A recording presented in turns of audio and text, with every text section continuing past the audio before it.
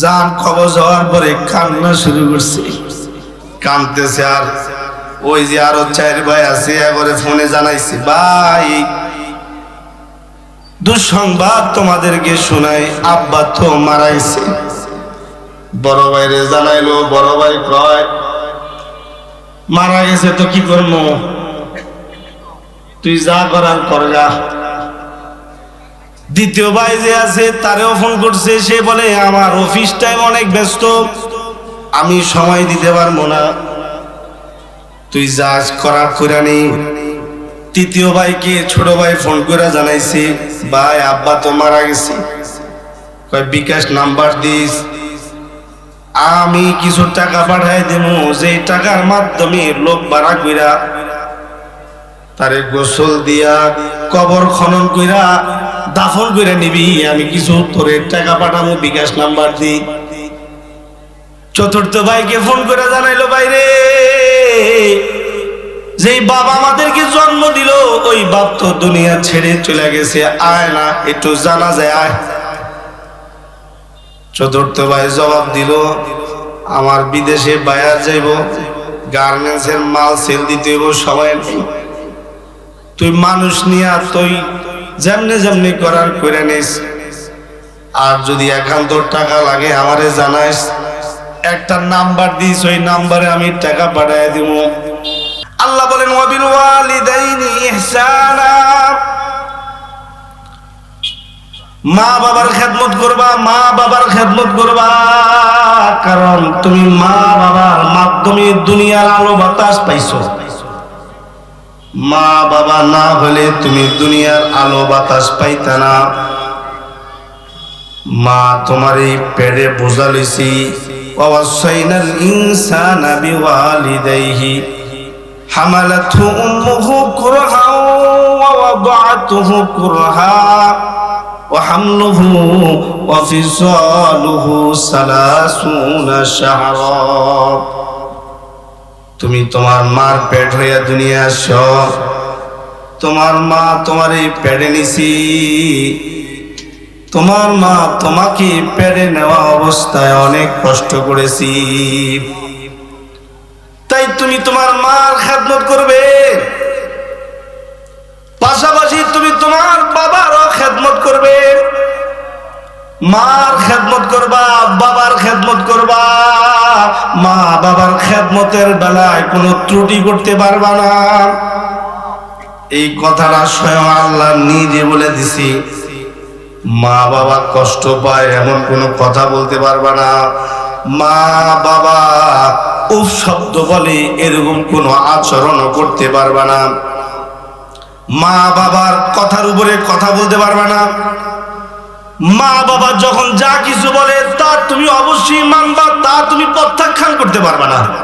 ওয়াবিল ওয়ালিদাইনি ইহসানা, মা বাবার সাথে সদাচরণ করো, মা বাবা তোমাদের জন্য সর্বোচ্চ ব্যক্তি, মা বাবার সাথে ভালো আচরণ করো।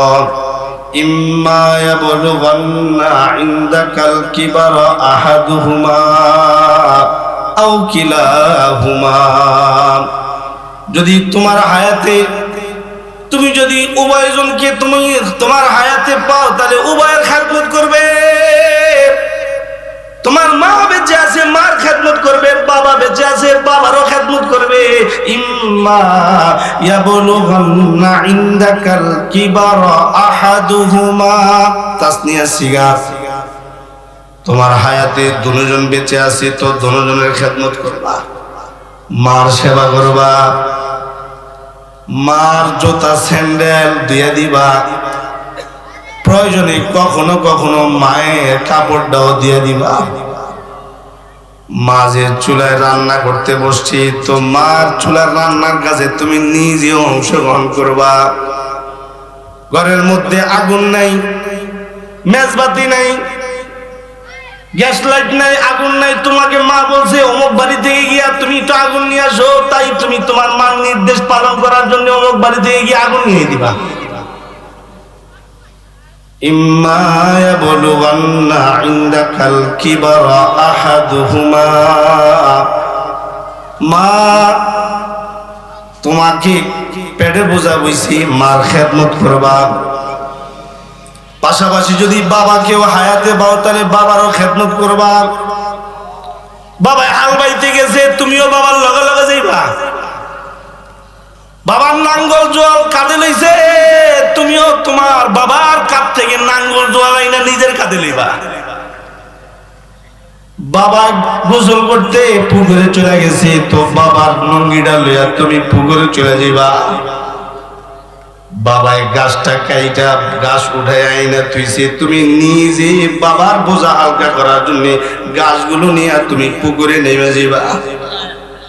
নাই মা বাবার খেদমতে তুমি তোমাকে সঁপে দিবা, গাছগুলো নিজে দুইবা। আর বাবাকে বলবা, বাবা আপনি রৌদ্রের তাপে পুইরা গাছ উঠাইছেন, এখনো যদি আপনারই কষ্ট করতে হয় তাহলে আমি ছেলে হয়ে আপনার লাভ হলো কি? আমি আপনার ছেলে, আমি আপনার খাদেম বাবা। আমি আব্দুল্লাহ থাকতে আপনি বাবার কষ্ট আমি মানতে পারি না। বাবা গো, আপনি কিছু সময় আরাম করেন। ও বাবা, আমি কিছু কাজ করি, বাবার বোঝা হালকা করবি। আল্লাহ বলে, ইম্মা ইয়াবলুগান্না ইনদাকাল কিবারা আহাদুহুমা। মার খেদমত করবা, বাবার খেদমত করবা। কেন করবে? কয় মা তোমার পেটে লইছে, বাবাই তোমার ছোটবেলার সব কিছুর যোগান দিছে। মা তো তোমার দুগ্ধ পান করাইছে। তোমাকে যখন শোয়ানো হয়েছে তো তুমি শোয়ানো কাপড়ের মধ্যে প্রস্রাব করে দিছ, শোয়ানো কাপড়ের মধ্যে তুমি পায়খানা করে দিছ। ওই পায়খানা তুমি তোমার পায়খানা ধুইতে পারতা না, তুমি তোমার প্রস্রাব পরিষ্কার করতে পারতা না, খালি কানতে পারতা, খালি খাইতে পারতা, আর অন্য কোনো কিছু করতে পারতা না। তোমার প্রস্রাব পায়খানা মা নিজ হাতে পরিষ্কার করত। আর তোমার গায়ে যে জামাগুলা লাগছে ওই জামাগুলা মাই কিনতে কিনে এনে দিতে পারতো না, বাবাই কিনে দিত। আল্লাহু আকবার, জোরে বলেন আল্লাহু আকবার। বুঝেন নাই? দোনা দুপুর উঠান, জিমায় থাকলে তো বয়ান বুঝবেন কেমনে? জবান ছেড়ে জোরে বলেন সুবহানাল্লাহ, আরো জোরে বলেন সুবহানাল্লাহ, আওয়াজ করে বলুন আলহামদুলিল্লাহ, চিল্লায় জোরে বলুন আল্লাহু আকবার, আরো জোরে বলুন আল্লাহু আকবার। ইমানি কালিমা দিল থেকে পড়েন, লা ইলাহা ইল্লাল্লাহ। সবাই মিলে একসাথে জোরে বললে আল্লাহ খুশি হবে, লা ইলাহা ইল্লাল্লাহ।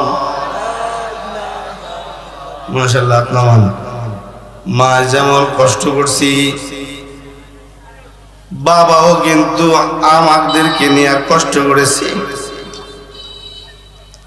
বাবা নিজের নতুন মুগি না কিনা বাবায় 8 টাকা দিয়া আমাকে ওষুধ কিনে দিছে। বাবায় জুতা স্যান্ডেলের দিকে বাবার নজর ছিল না। ছেলে মেয়ে আবদার করছি, বাবা আমার একটা জামা কিনা দাও। বাবার কষ্টের উপার্জিত টাকা বদলি দিয়া টাকা জমাইছে, ওই টাকা দিয়া ছেলের আবদার পূরণ করছে, মেয়ের আবদার পূরণ করছে।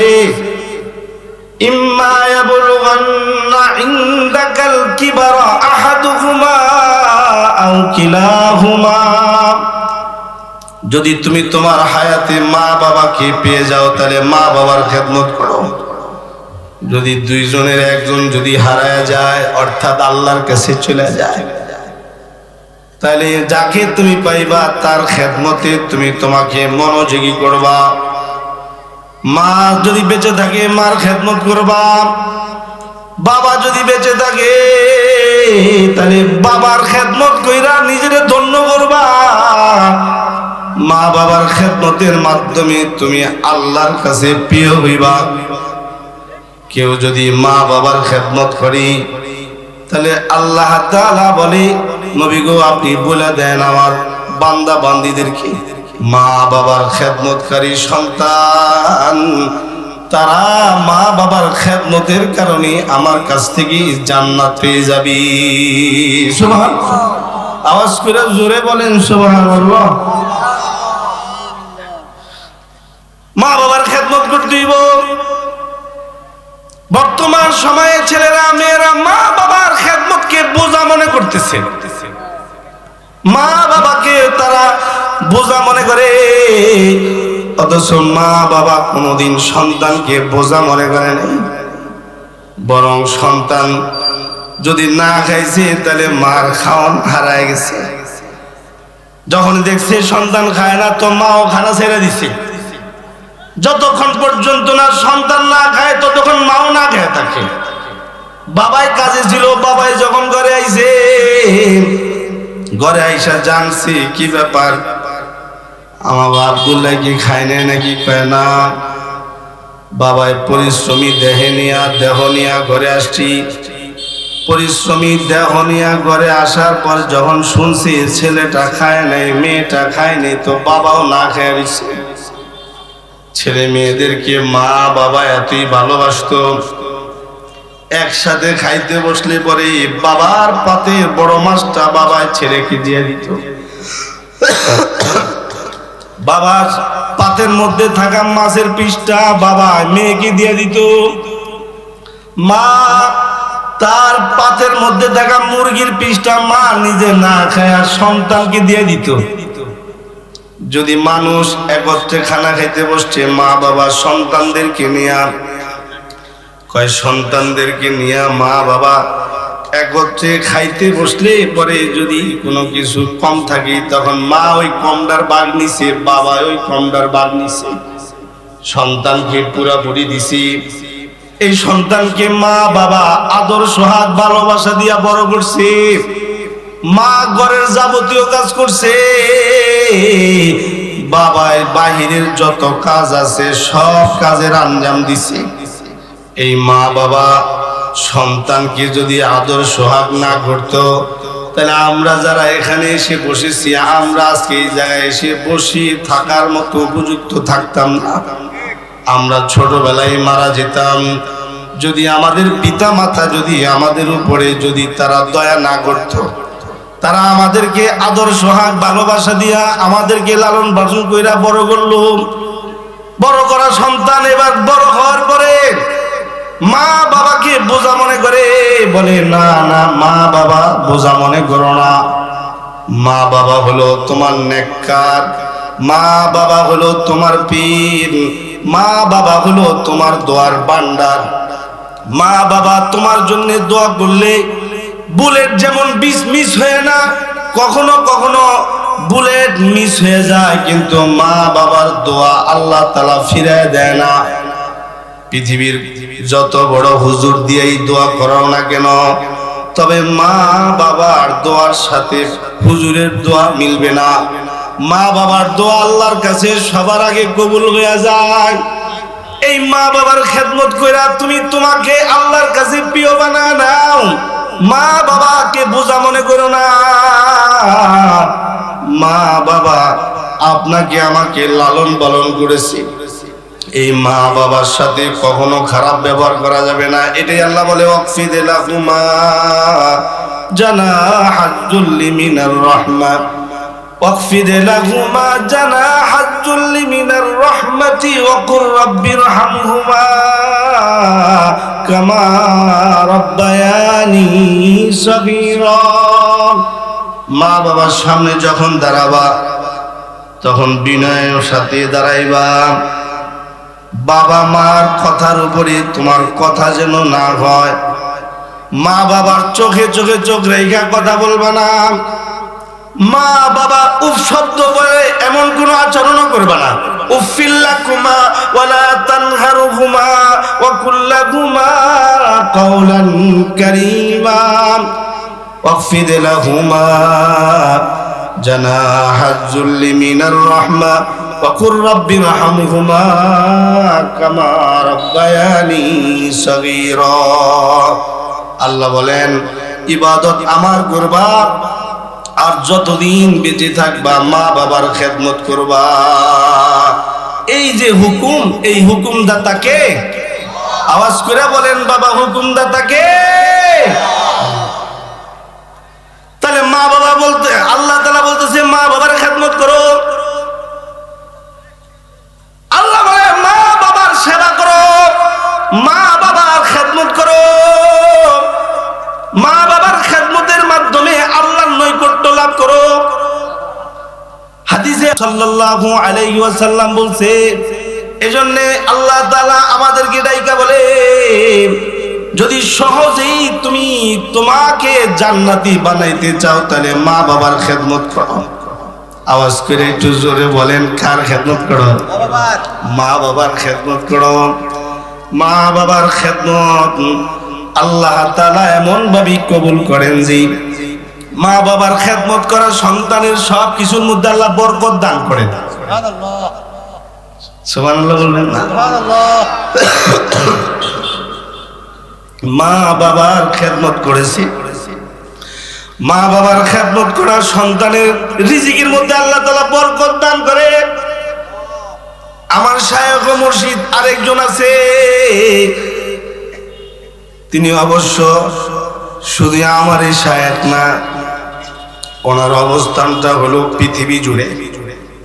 উনি হলেন শেখ পীর জুলফিকার আহমদ নকশবন্দি রহমতুল্লাহি আলাইহি। যুগ শ্রেষ্ঠ একজন আল্লাহর ওলি ছিল। গেল 2 মাস আগে হযরতের ইন্তেকাল হয়েছে। সারা পৃথিবীতে লক্ষ লক্ষ ওনার সালিহিন আছে। অনেক বড় মাপের একজন আধ্যাত্মিক জগতের সর্বশ্রেষ্ঠ সম্রাট ছিলেন। হযরতের খুতবাত আছে, খুতবাতে জুলফিকার। এই খুতবাতে জুলফিকারে আমি নিজে পড়েছি। হযরত বলে, দুনিয়ার কোন সন্তান যদি মা বাবার খেদমত করে তাহলে আল্লাহ তাআলা খুশি হইয়া ওই সন্তানের কামাইয়ের মধ্যে বরকত দান করে। সুবহানাল্লাহ। কারণ মা বাবার খেদমত করছি, আল্লাহ তাআলা খুশি হয়ে গেছে। মা বাবার খেদমত এতে আল্লাহ তাআলা রাজি হয়ে যায়, আর মা বাবার নাফরমানিতে আল্লাহ তাআলা অসন্তুষ্ট হয়ে যায়। কারণ মা বাবা তো আপনার আমার খেদমত করছে। ছোটবেলায় কত খেদমত মাই করছে, কত কত খেদমত বাবাই করছে। বাবা মা খেদমতের কোনো তুলনাই করা যায় না। ওই মা বাবার খেদমতকারী সন্তান দুনিয়াতে অনেক পুরস্কারে পুরস্কৃত হয়। এর একটা পুরস্কার হলো মা বাবা খেদমত করা সন্তানকে আল্লাহ তাআলা তার রিজিকের মধ্যে বরকত দান করে। সুবহানাল্লাহ। হযরতের খুতবাতে বলে, কোন একটা পরিবারের মধ্যে 5 ভাই ছিল। 5 ভাইয়ের সবচেয়ে ছোট ভাই যে, সে সব ভাইদেরকে ডেকে বলে, ভাইরা আমার, আমি আপনাদেরকে একত্রিত করেছি বিশেষ একটা উদ্দেশ্যে। এই উদ্দেশ্যটা কি শুনি? উদ্দেশ্যটা হলো, ভাই, বাবার যত সম্পত্তি আছে, মার যত সম্পত্তি আছে, সব আপনারা নিয়ে যান গা। মা বাবার সম্পত্তি আমার লাগবে না। মা বাবার সম্পত্তি আপনারা 4 ভাই নিয়ে যান বাকিরা। আমাকে শুধু মা বাবা আর খেদমত করবার জন্য আমারে সুযোগ দেন।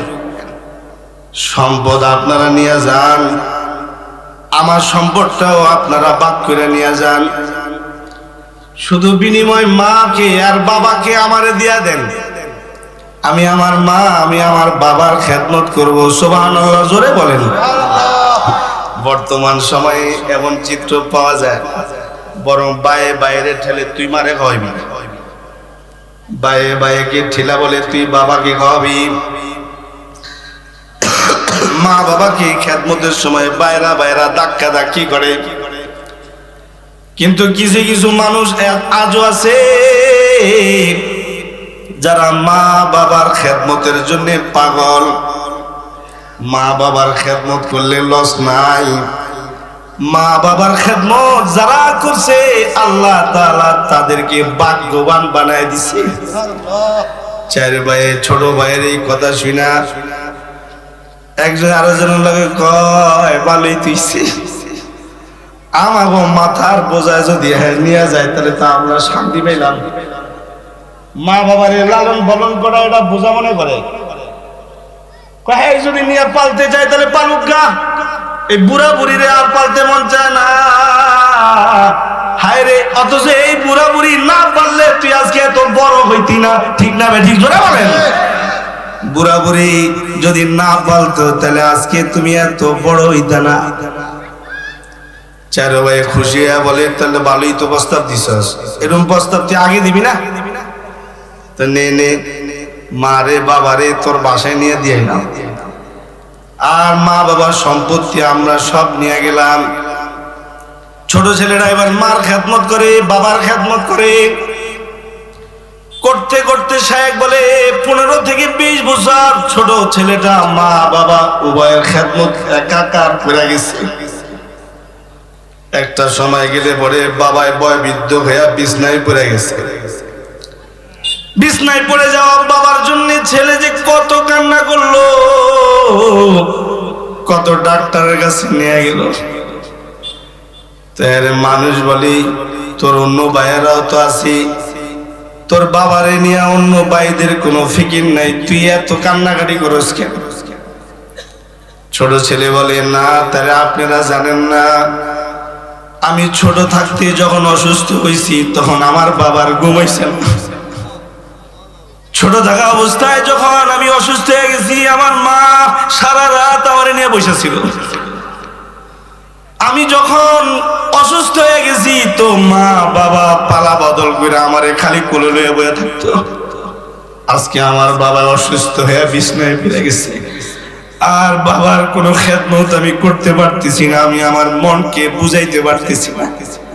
ইমাম সাহেবের কাছে যায় বলে, ইমাম সাহেব হুজুর দয়া করে যদি নামাজের পরে সবাই নিয়ে আমার বাবার জন্য একটু দোয়া করতেন।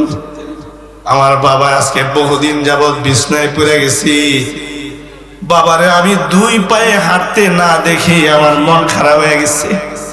সবার বাবায় হাঁটে, আমি আমার বাবারে হাঁটতে দেখি না, তাই আমার মন খারাপ হয়ে গেছে।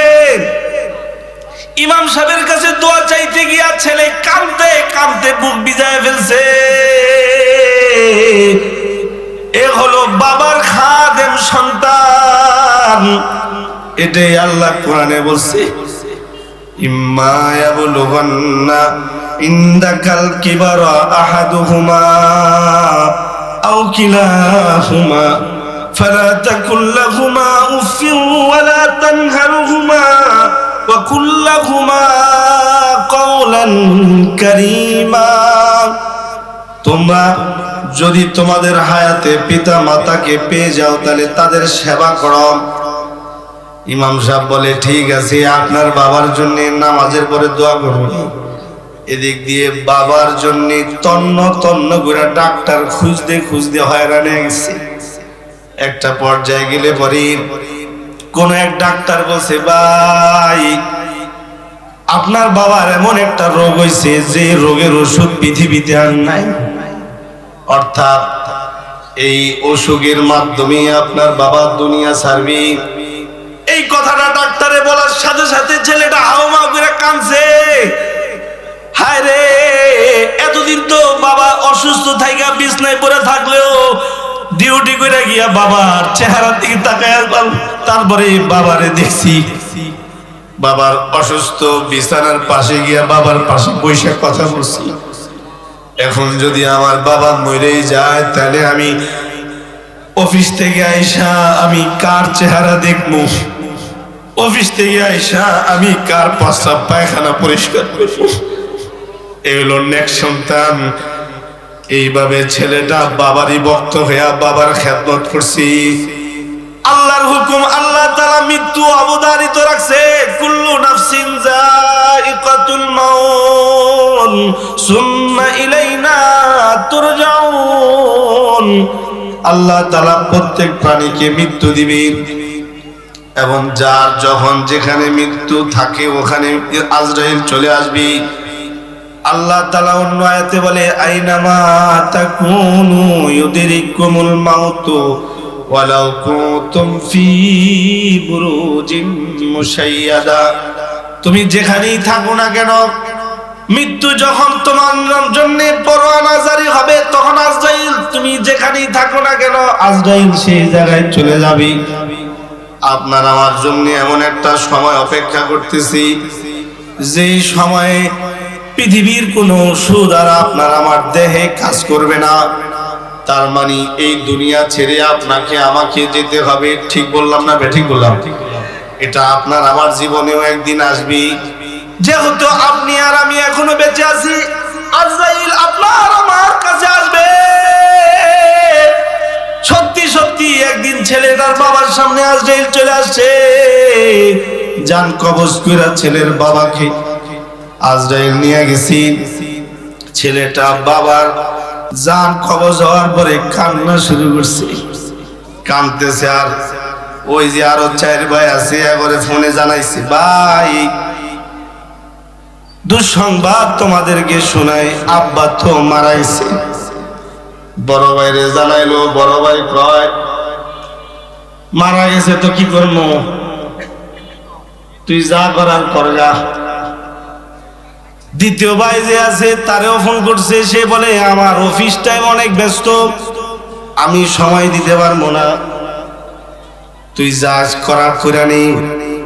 তৃতীয় ভাইকে ছোট ভাই ফোন করে জানাইছে, ভাই আব্বা তো মারা গেছে, কয় বিকাশ নাম্বার দিস, আমি কিছু টাকা পাঠাই দেব, যে টাকার মাধ্যমে লোক ভাড়া কইরা তারে গোসল দিয়া কবর খনন কইরা দাফন কইরা নিবি, আমি কিছু তোরে টাকা পাঠাবো, বিকাশ নাম্বার দি।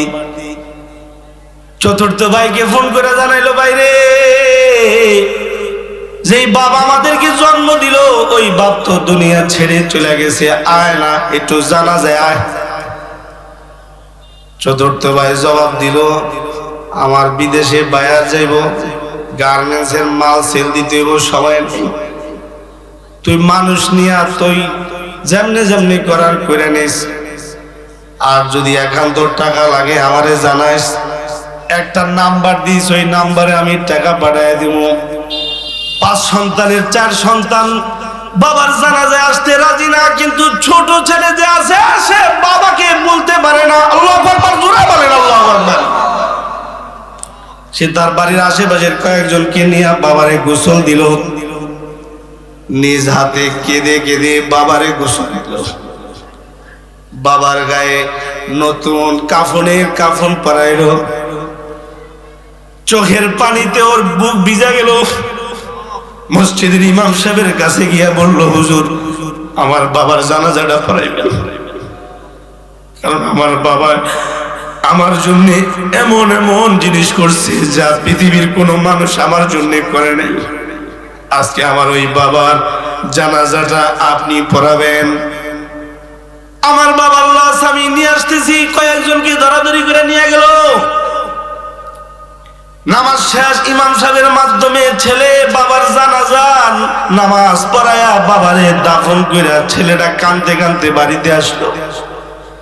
ওর কথা হলো, 2 জন পাইছি, 2 জন থেকে একজন আমারে ফাঁকি দিয়া চলে গেল, আরেকজন তো এখন আমার ঘরে আছে, যার সেবা করে আমি আল্লাহর সন্তুষ্টি লাভ করতে পারি। ছোট ছেলেটা এবার মার সেবা করা শুরু করলো। আল্লাহর কুদরত, মা এমন মরণ বেদি একটা রোগে আক্রান্ত হয়ে গেল। শাহেখ জুলফিকার আহমদ নকশবন্দি রহমতুল্লাহ আলাইহি লিখে, ক্যান্সার রোগে আক্রান্ত হয়ে গেল মা। ছেলের যত সম্পদ ছিল সব সম্পদ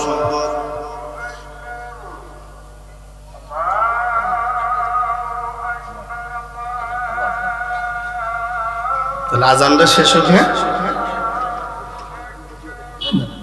জবাব দিই, আজানের জবাব দেন, এরপরে কিছু সময় কথা হবে, এরপরে শেষ। আল্লাহু আকবার।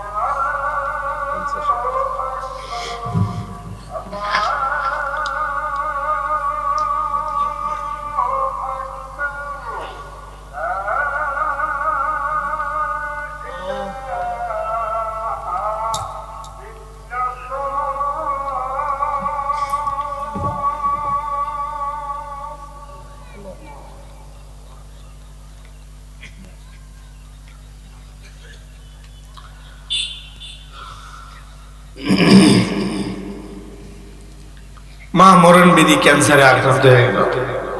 মা সেবা করতে করতে ছেলের যা কিছু ছিল সব শেষ করছে, বিবির কিছু গয়নাগাটি ছিল তাও শেষ, সব কিছু শেষ যখন হয়েছে মারও ইন্তেকাল হয়ে গেছে। ছেলেটা এবার কান্নায় বাইরে গেল, বাবারও হারাইলাম মারেও হারাইলাম, পাশাপাশি যে সব সম্পদ ছিল সম্পদও গেছে, তবে সম্পদের জন্য ছেলের মায়া নাই। এর কথা হইল আমার সম্পদ গেছে গেছে, নাইলে আরো যাইতো। ঘর বাড়ি যা ছিল সব বিক্রি করে মার সেবা করছে। মা মারা গেল, মা সেবা করতে করতে ছেলেটা ফকির হয়ে গেল। আল্লাহর বান্দা যখন সব নিঃস্ব হয়ে গেল, স্বামী স্ত্রী একত্রে একসাথে শোয়া, একজন আরেকজনকে বলে হায় রে মা বাবাও গেছে, আমাদের ঘরের ভালো রান্না বান্নাও গেছে। মা বাবা ছিল সময়, মা বাবার উচিলে একটু ভালো রান্না বান্না হয়েছে, আমরা খাইছি। এখন মা বাবাও নাই, ভালো রান্না বান্নাও নাই। ভালো রান্না বান্না করতে হলে তো ভালো বাজার করতে হবে, বাজারও নাই। বাজার করতে হলে তো টাকা লাগবে, টাকাও নাই। আল্লাহর কুদরত, মা বাবার স্মরণে ছেলেটা কাঁদতে কাঁদতে রাতের বেলায় ঘুমায় গেছে। ঘুমের ঘরে স্বপ্ন দেখি অমুক জায়গায় একটা পাথরের নিচে তার জন্য 100 দিনার আছে, দিনার। একজন তারে বলতেছে আল্লাহর বান্দা, তোমার ঘরে যেহেতু দুর্ভিক্ষ দেখা দিয়েছি, মা বাবার খেদমত করে টাকা পয়সা শেষ করে ফেলছ, তাহলে অমুক জায়গায় যাও, যাওয়ার পরে দেখবা একটা পাথর আছে, পাথরের নিচে 100 দিনার আছে। ওই 100 দিনার এনে ভালো করে বাজার সদাই করে একটু আরামে খাও। ছেলেটা ঘুমের ঘরেই বলতেছি 100 দিনার আনতে সমস্যা নাই, তাহলে শর্ত হইলো আমাকে বলতে হবে সে 100 দিনারের মধ্যে কি বরকত আছে কিনা।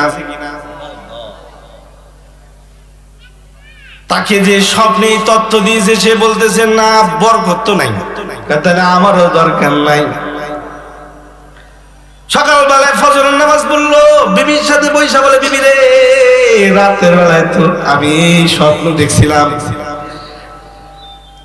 বিবি কয় 100 দিনার যা হইলে বর্তমানে আমাদের সব রকমের জরুরত পূরণ করা যায়, আপনি আনতে যাইতেন। না, যেটার মধ্যে বরকত নাই ওটা আমি আনবো না। পরের দিন আল্লাহর বান্দা আবার ঘুমাইছে।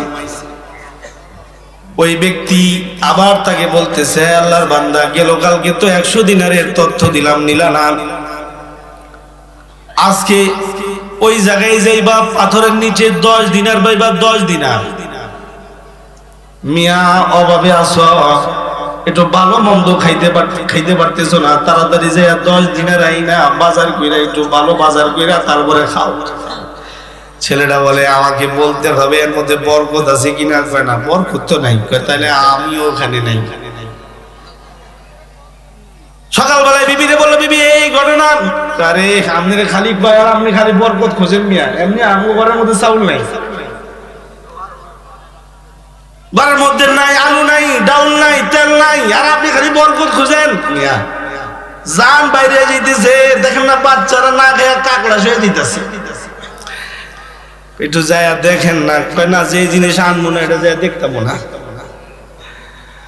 আর এই স্বপ্নে তো মানুষের কত কিছু দেখে, কারোটা বাস্তবে হয়, কারোটা বাস্তবে হয় না। আপনি একটু যায় দেখে আসেন, না আনলে না এনে না, যেটা আনবো না এটা দেখতে যেতাম না। পরের দিন, তৃতীয় দিন আল্লাহর বান্দা শিশে আবার বলতে চাই, মিয়া 100 দিনারের প্রস্তাব দিলাম, নিলা না। 10 দিনারের প্রস্তাব দিলাম, নিলা না। এখন প্রস্তাব দিতেছি, যাও যাও অমুক জায়গায় যাও, পাথরের নিচে 1 দিনার আছে, ওই 1 দিনার যে নিয়ে আসো, তারপরে এর মাধ্যমে ঘরে একটু বাজার সদাইয়ের ব্যবস্থা করো। এই মিয়া আগের মতো প্রশ্ন করে হ্যাঁ এর মধ্যে কি আফিহি বারাকা, এর মধ্যে কি বরকত আছে কিনা, আফিহি বারাকাতুন, এর মধ্যে বরকত আছে কিনা আমাকে বলেন। সব নেতারে যেই তথ্য দিছে সে বলে হ্যাঁ এর মধ্যে বরকত আছে। কয় তাহলে আমিও যাবো সকালে এটা আনতে। আল্লাহু আকবার, জোরে বলেন। ফজরের নামাজের আগে উঠা তাহাজ্জুদের নামাজ পড়ছি, জিকির আজকার শেষ কইরা ফজরের নামাজ পড়া, সব নেতারে যে জায়গাটা দেখানো হয়েছে ওই জায়গায় চলে গেছি। যা দেখে একটা পাথর আছে, পাথরটা সরায় দেখে 1 দিনার 1টা টাকাও এখানে আছে। বিসমিল্লাহ বলে নিয়া বাজারে চলে গেছি। বাজারে গিয়া বাজার করছি। বাজার যা যা করছে তো করছে, এর মধ্যে একটা মাছও বাজার করছে। মাছটা বাজার করে বাড়িতে আইনা বিবির বলে, বিবি রে, মা বাবা থাকছে সময় কত মাছ আইনা মা বাবারে খাওয়াইছি। যেদিন আমার মা বাবা আমার ঘর থেকে বাইরে গেছে ওদিন থেকে আমিও বিপদে পড়ে গেছি। আজকে মাছ আনছি ঘরে ঠিক, কিন্তু মা বাবা নাই। মা বাবার কথা স্মরণ করে ছেলেরা যে কত কাঁদলো। এরপরে বিবিকে দিয়া বলে, বিবি রে নে মাছ নিয়ে আইছি, মাছটা কাটো। তো বিবি মাছ কাটতেছে, স্বামী বেচারায় সামনে বসে রয়েছে। মা বাবার খাদেম সন্তান যারা হয় তাদের লস নাই, তাদের সব কিছুর মধ্যে আল্লাহ তাআলা বরকত দান করেন। আল্লাহর বান্দা বিবি মাছ কুটা দেখতেছে। মাছটা যখনই মাথার দিক দিয়া কুটছে তো ভিতর থেকে একটা বিশাল বড় পাথর বেরিয়ে আসছে, যে পাথরটার দাম অনেক টাকা। পাথরটা পাই তার বিবি হাতে নিয়ে কয়, এটা তো সাধারণ কোনো পাথর না। এই পাথরটা হাতে নিয়ে বলে, স্বামী গো, এই পাথরটা আপনি আপনার হাতে রাখেন, আমি মাছ কুড়া ঘাড়া শেষ করি, পরে আপনাকে দিয়া বাজারে বানাবো পাথর। শেখ জুলফিকার আহমদ নকশবন্দি বলি, আল্লাহর বান্দা মা বাবার খাদেম সন্তান এই পাথর নিয়া বাজারে নিয়া স্বর্ণকারে দেখাইছে।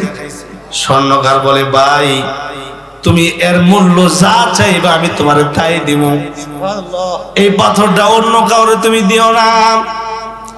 যত মূল্য তুমি চাইবা তত মূল্যই আমি তোমারে দিয়া তোমার কাছ থেকে এই পাথরটা আমি নিব। আল্লাহু আকবার, জোরে বলেন আল্লাহু আকবার। ছেলেটা বলে, মা বাবার খেদমত করলে যে লস নাই।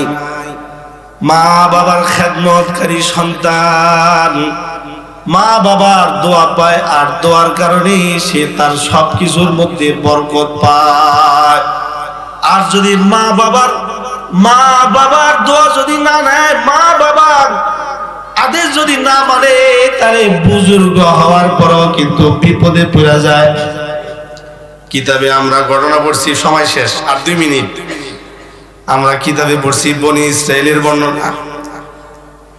জুরাইজ নামক একজন বুজুর্গ ছিল, মা বাবার খেদমতকারী সন্তানের একটা ঘটনা শুনাইছি। এবার মার ডাকের জবাব দেয় নাই, মার ডাকে সাড়া দেয় নাই, এই জন্য কিন্তু ছেলে বড় বুজুর্গ হওয়া সত্ত্বেও কিন্তু বিপদে পড়ছিল। কিতাবে ঘটনা লিখছি, জুরাইজ নামক একজন বড় পাদ্রী ছিল। এই পাদ্রী নামাজে দাঁড়াইছে। আল্লাহু আকবার। কিসে দাঁড়াইছে? নামাজে দাঁড়াইছে। এমন সময় মা আয়েশা তার দরজার সামনে দাঁড়ায় বলে, জুরাইজ আমি মা আইছি, তোরে একটু দেখতে আইছি রে জুরাইজ, আমি তোর মা। জুরাইজ নামাজে থাকা অবস্থায় চিন্তা করে গেছে, সালাতি ওয়া উম্মি, আমি কি নামাজ পড়বো নাকি নামাজ ছেড়ে মাল্লাহ দেখা করবো? কারণ দুটোটাই তো ইম্পর্টেন্ট। নামাজটাও শেষ করা দরকার, আবার মা আইছে মার লগে দেখা করা দরকার। তো চিন্তা করতেছে নামাজটা শেষ করি পরে মার লগে দেখা করি। এরই মধ্যে আল্লাহর বান্দি বেশি সময় ছিল না, উনি সোজা আবার এখান থেকে চলে গেল। নামাজ শেষ করে জুরাইজ দরজা খুলে দেখে মা নাই। তো চিন্তা করছে মা মনে চলে গেছে। পরের দিন আল্লাহর বান্দার নামাজ দাঁড়াইছি, এর মধ্যে 1 রাকাত হয়ে গেছে। ঠিক এমন সময় হের মা আবার বলে, এই জুরাইজ আমি তোর মা, তোরে একটু দেখতে আইছি রে জুরাইজ, দরজাটা খোল। এই মেয়ে চিন্তায় পড়ে গেছে, মাত্র 1 রাকাত শেষ করলাম, এরই মধ্যে মা এসে দরজায় দাঁড়াইলো, যদি এখন নামাজ ছেড়ে দেই তাহলে নামাজটা পূর্ণাঙ্গ হইল না, নামাজ অপূর্ণাঙ্গ রয়ে গেল। মার লগে দেখা হইলো, তবে মার যদি একটু সময় দাঁড় করায় এখানে নামাজটা পুরো শেষ করতে পারি তাহলে নামাজ হইলো। মার লগে দেখাটাও হইলো। আল্লাহর বান্দার নামাজে দাঁড়ায় রয়েছি, ওনার মা দ্বিতীয়বার যখন ডাক দিয়া জুরাইজকে পায় নাই, তো মা এবার বদদুয়া দিয়া লিখছে। মা বলল, দরজা খুলে যেহেতু মার চেহারা দেখবার মন চায় না, তাহলে তুই বেশ্যা মহিলার চেহারা দেখে লই যা। মা বাবা এরকমই, এরা যদি কোনো বদদুয়া করে তাহলে এটাও দোয়ার মতো হয়ে যায়, আর যদি দোয়া করে তাহলে এটাও কিন্তু বুলেটের মতো কবুল হয়ে যায়। কবুল করেন কে? আল্লাহর বান্দা নামাজ শেষ করছি, মারে দেখবার আইছি, মা নাই। এদিক দিয়া জুরাইজ বিশাল বড় এক রকমের জঞ্জালে পড়ে গেছে। কি জঞ্জাল? এলাকার যে মানুষগুলো তারে পেঁপে দিত, লাউ দিত, মাছ দিত, গোশ দিত, এইসব মানুষগুলো আইসে তার গির্জা ভাঙে লাইতে আইছে। সবাই গির্জা ভাঙে আর বলে, এই জুরাইজ রে আমাদের কাছে নিয়ে আয়, জুরাইজ রে মারমু। এক পর্যায়ে জুরাইজ গিয়ে কয়েকটা চর থাপ্পড় দিছে, দিয়া বলতেছে, বর্ণাবানি করো না, এনে নামাজ পড়ো, জিকির করো, আর ওই যে রাখাল নির পেটের মধ্যে বাচ্চা দাও। জুরাইজ তো চিন্তায় পড়ে গেল, এটা কি করে। একটা পর্যায়ে বিশাল আজ্ঞা করছে। জুরাইজ বলে, দেখো আমি এই রাখালির সাথে কুকর্ম আমি করি নাই। তুমি যে করো না এর প্রমাণ কি? প্রমাণ হলো রাখালি যে বাচ্চাটা প্রসব করেছে, দুধের বাচ্চা, তাকে জিজ্ঞাসা করো। আল্লাহু আকবার জোরে বলেন। হইছে না? চিল্লে জোরে বলেন বাবা, আল্লাহু আকবার জোরে বলেন। আর 1 মিনিটই বয়ান শেষ। ওই দুধের বাচ্চাটাকে আনা হয়েছে, এই দুধের বাচ্চার চুলে ধরে জিজ্ঞাসা করা হয়েছে, এই ছেলে, এই বাচ্চা, তোর বাবা কি? তোর বাবা কি জুরাইজ না অন্য কে? দুধের বাচ্চা বলে, আমার বাবা জুরাইজ না, আমার বাবা হলো অমুক রাখালি। জুরাইজকে খামাখা দোষারোপ করেন না। আসলে জুরাইজের যা কিছু করছে মায়ের বদদুয়ার কারণে, আমার মার সাথে জুরাইজে কোনো অপকর্ম করছে না। এই ঘটনা কিতাবে লেখা। আল্লাহ ওয়ালারা বলেছে, মা বাবার বদদুয়া যদি কেউ পায় তাহলে কিন্তু তার জীবনে কোনো না কোনো এক সময় বিপর্যয় নেমে আসবে। তাই আল্লাহ তাআলা আমাদের সবাইকে মা বাবার খেদমত করে জান্নাত কামাই করবার তৌফিক দান করুন। জোরে বলেন আমিন। আল্লাহর হুকুম মানবো, মা বাবার খেদমত করব। রাজি আছেন না ইনশাআল্লাহ? কারা কারা? ইনশাআল্লাহ। আল্লাহ আপনি আমাদের সবাইকে কবুল করুন। জোরে বলেন আমিন। ওয়া আখির দাওয়ানা আলহামদুলিল্লাহি রাব্বিল আলামিন। আসসালামু আলাইকুম ওয়া রাহমাতুল্লাহ।